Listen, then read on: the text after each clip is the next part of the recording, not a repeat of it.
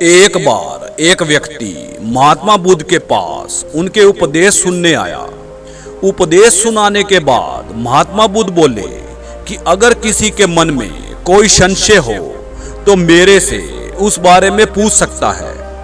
वह व्यक्ति उठ खड़ा हुआ और महात्मा बुद्ध के आगे हाथ जोड़कर बोला कि महात्मा, मैं अपनी इस जिंदगी में लगातार पुरुषार्थ का काम करता आ रहा हूं। कभी मैंने किसी से छल कपट, बैर और झूठ नहीं बोला।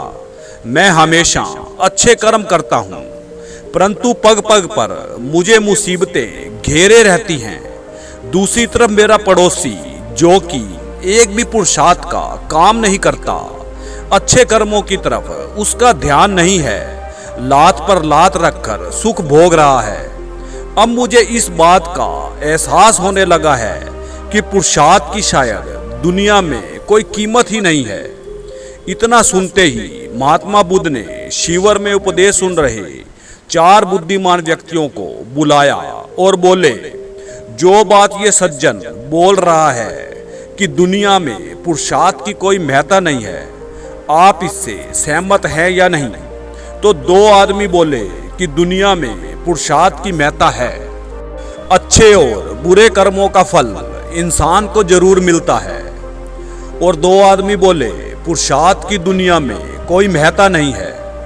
तब महात्मा बुद्ध बोले, इस व्यक्ति के विचारों ने 2 लोगों के मन को बदल दिया है कि पुरुषार्थ की कोई कीमत नहीं। महात्मा बुद्ध बोले कि ये व्यक्ति कह रहा है कि इस जन्म में इसे मुसीबतें व कष्ट घेरे रहते हैं। मैं आपको बताता हूँ, ये सब कष्ट इसके पिछले जन्म के कर्मों के कारण है, क्योंकि पिछले जन्म में इसने पुरुषार्थ का काम किया ही नहीं। जो बुरे कर्म ये व्यक्ति पिछले जन्म में कर चुका था, वे कर्म इसके जमा हो गए थे, जिसका फल इस जन्म में ये व्यक्ति भोग रहा है।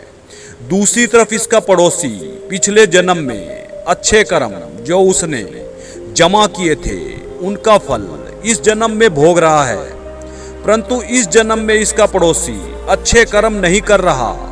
इस जन्म के बुरे कर्म उसके जमा हो रहे हैं। महात्मा बुद्ध बोले, मैं ये तो नहीं बता सकता कि इसके पड़ोसी के अभी कितने अच्छे कर्म बाकी हैं। जब उसके अच्छे कर्म समाप्त हो जाएंगे तो मुसीबतें और कष्ट उसे भी घेर लेंगे।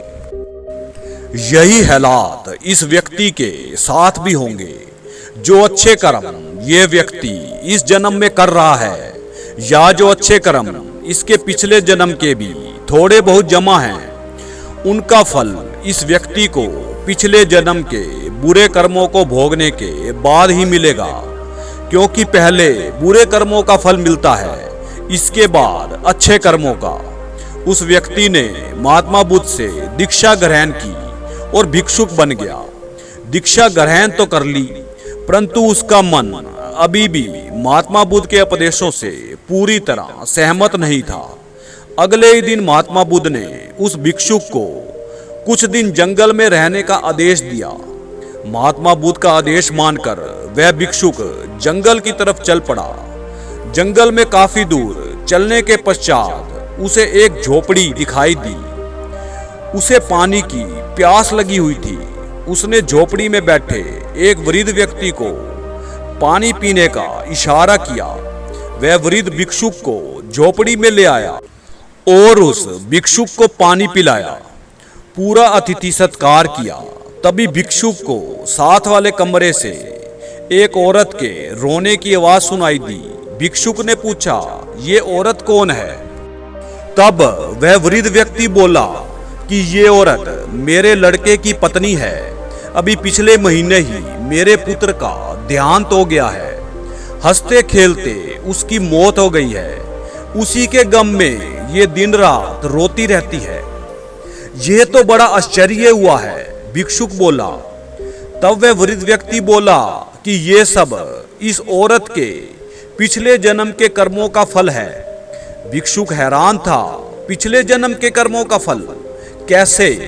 तो वह वृद्ध व्यक्ति बोला, महात्मा, ये युवा औरत पिछले जन्म में घोड़ी थी, जिस पर सवार पिछले जन्म में मेरा पुत्र एक सैनिक था। जब एक युद्ध में दोनों सेनाएं आमने सामने थी तो इस घोड़ी ने सनक में आके अपने कर्तव्य का पालन ना करते हुए भागना शुरू कर दिया और सामने दुश्मन के पाले में उस सैनिक को लेकर चली गई।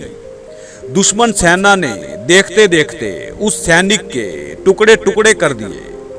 उसी सैनिक ने जब इस जन्म में मेरे पुत्र के रूप में जन्म लिया था, जो भरी जवानी में इसे धोखा देकर मर गया, ये इसके पिछले जन्म के कर्मों का फल है। पिछले जन्म में इसने मेरे पुत्र को, जब वह सैनिक था, धोखा दिया था।